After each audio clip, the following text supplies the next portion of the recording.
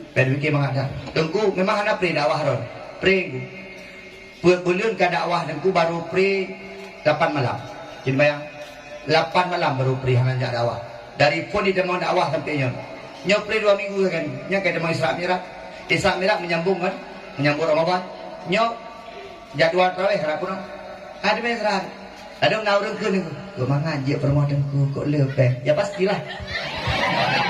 Daripada lah koron. Ngopeng kan. Makanya muka ingat tengku bang Ai. Ya aku. Tahu ke ingat tengkunya kau bahagia. Mak. Idana nak darah ke tengku ni jo. Hai. Nak inang nak perkahwin dengan tengku.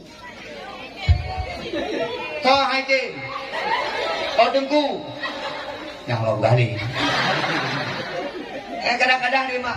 Ai mak. Nak payah pubagah lagut anak tu. Jelame dak mai dah. Wah betul kan ya Jawa yang pre.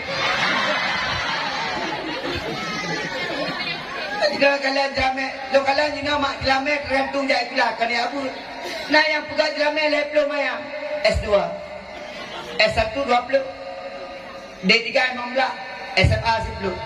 Ya buat ayah mininan di Chatru. Lemayang ni abu tu. Yang jai pula mayang-mayang hana buat dengku, iya hana noh dagun.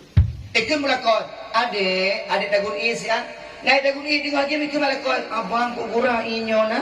Pakai abe, hana masa-masa. Itu me abe iya mak. Inyo promo ke kipak lah dulu lah. Leplo mayang dengku iya cuma abe. Ane kalan nyambut di leplo mayang putra main TikTok ngani. Ada nanya rayu di main TikTok. Adik, ayo ikut bunda. Oke, tangan di sini.